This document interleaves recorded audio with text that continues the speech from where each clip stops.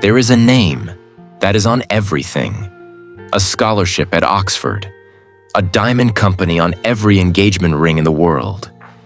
And until 1980, an entire country bearing his name on the map.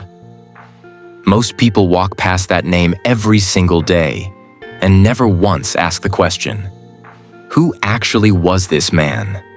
Because the history books give you a visionary, a pioneer, a builder of empires. But behind that name is private armies, burned villages, stolen land, a written ideology so openly racist that if you read his actual words today, you would not believe this man has a scholarship named after him. His name was Cecil Rhodes. And if you think his story ended when he died in 1902, you have not been paying attention. If you watched our episodes on the Scramble for Africa, Leopold, and the Herero Genocide, you already know the blueprint. Cecil Rhodes is not just history. He is a system that is still running. Stay uncomfortable.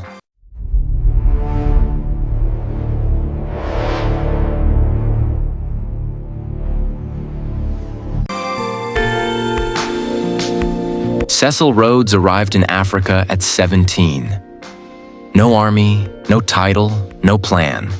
Just a sick teenage boy, sent from England because the cold weather was killing his lungs. The doctors said the dry African air might buy him a few more years. He was supposed to go quietly, recover, live a small, unremarkable life. But Cecil Rhodes was not built for small. He looked at Africa, the size of it, the diamonds sitting in the ground, the land stretching further than the eye could see. And he didn't see a place to recover. He saw a prize. By 20, he was already digging in the Kimberley diamond fields, sleeping in a tent, watching other men get rich and thinking, not fast enough, not mine yet. He went back to Oxford in between, sat in lectures, and absorbed one idea so deeply it became the engine of everything he would ever do. The British race was the greatest race on earth, and it was their duty to own as much of the world as possible. He didn't just believe this casually. At 23 years old, he wrote it down. In a document he called his Confession of Faith, he stated that the British were the finest human beings in existence, and that he wanted to dedicate his entire life and fortune to expanding their control across the globe. This was not a private thought. This was his mission statement. And here is where it connects to everything you have seen on this channel.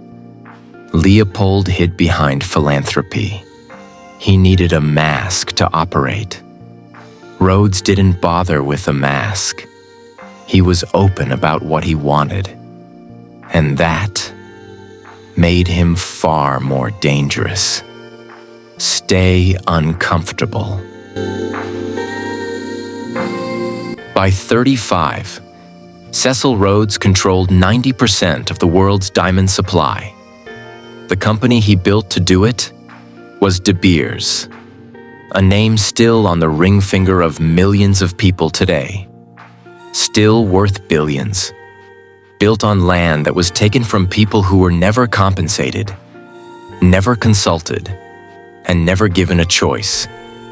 But diamonds were never the real goal. They were the fuel.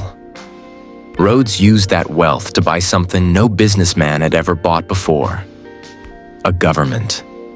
He funded political campaigns, placed his own people inside Parliament, became Prime Minister of the Cape Colony in 1890, while simultaneously running the most powerful private mining operation on the continent. The politician and the businessman were the same man. Then he turned north, to the lands of the Ndebele and Shona people, rich, fertile, occupied by people who had lived there for centuries. He sent agents in first, with contracts, with promises, with gifts, Sound familiar? You saw it with Lutherits in Namibia. You saw it with Leopold in the Congo. The same fraudulent treaties. The same moment a chief signs a paper thinking he is agreeing to trade, and wakes up to find he has signed away his entire nation. When the treaties weren't enough, Rhodes sent in the guns. His private army moved into Matabeleland in 1893. The Ndebele fought back with everything they had. But spears against Maxim guns was never a battle. It was an execution. And when it was over, Rhodes named the territory after himself. Rhodesia, an entire country, bearing one man's ego. The world called it progress. Stay uncomfortable. Most colonial figures hide behind economics. They talk about trade routes, resources, strategic interests. They rarely admit what is actually driving them. Cecil Rhodes was different. He wrote it down. In his will, one of the most extraordinary documents in modern history, Rhodes didn't just divide his fortune. He outlined a vision, a plan, a secret society whose entire purpose was to extend British rule across the entire world. Not just Africa, the entire world. He specifically mentioned retaking the United States, bringing it back under British control, creating a global Anglo-Saxon empire so dominant that no other race or nation could ever challenge it. This was not a private fantasy.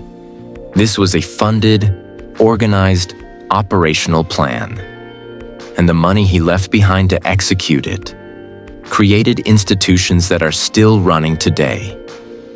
But here is the part that connects everything you have seen on this channel. Rhodes didn't invent this ideology. He inherited it. The same belief system that sent von Trotha to Namibia with an extermination order.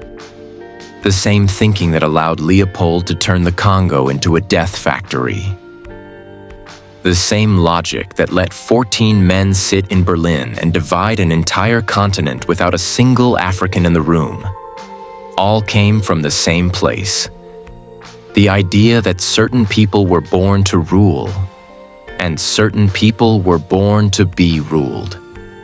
Rhodes just said it louder than everyone else, and funded it better. He looked at the map of Africa and saw a straight line from Cairo to Cape Town, entirely under British control. He called it his dream. He spent his entire fortune chasing it. What he left behind was not a dream. It was a blueprint. And blueprints don't die with the architect. Stay uncomfortable.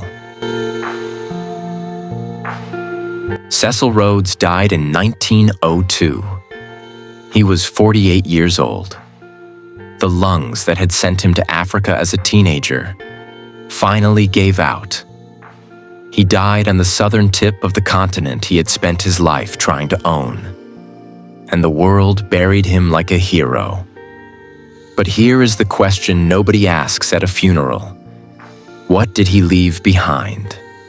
Not just the money, not just the land, not just the borders drawn with a ruler across a living, breathing continent, but the systems, the institutions, the ideas, the machinery that kept running long after the man who built it stopped breathing.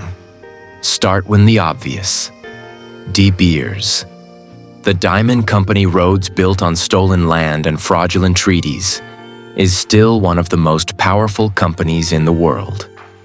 Still controlling diamond prices. Still operating mines across southern Africa. The wealth extracted from that land never went back to the people it was taken from. Then there is the Rhodes Scholarship. Every single year, the brightest students from around the world compete for the most prestigious academic award in existence. They go to Oxford. They study. They network. They become presidents, prime ministers, EOs, senators. all funded by the fortune of a man who wrote openly about the racial inferiority of the people whose land paid for that fortune. Nobody talks about that at the acceptance ceremony. Then there are the borders. The lines Rhodes drew across southern Africa are still the international borders on the map today. The conflicts in Zimbabwe, the tensions in Zambia, the inequality in South Africa. None of these are accidents. They are the direct inheritance of a map drawn by one man's obsession, with no input from the millions of people living inside those lines. And then, there is the new Scramble. Because if you think the age of Cecil Rhodes is over, look at what is happening in Africa right now. The cobalt mines of Congo powering every smartphone and electric car on the planet. The lithium fields of Zimbabwe. The oil of Sudan. The gold of Mali. Different companies. Different flags. Different language. Same blueprint. The continent is still being treated as a warehouse. The wealth is still flowing out. The people living on top of those resources are still the last ones to benefit from them. Rhodes called it civilization. Today, they call it investment. The name changed. The extraction never did.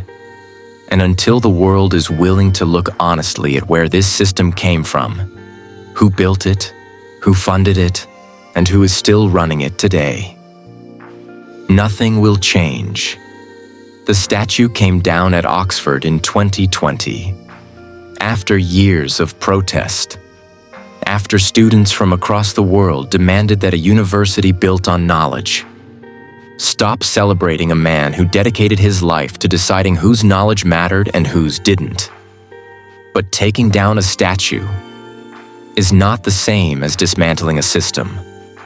Rhodes is not on the wall anymore, but he is still in the foundations. And foundations are much harder to remove than stone. Stay uncomfortable.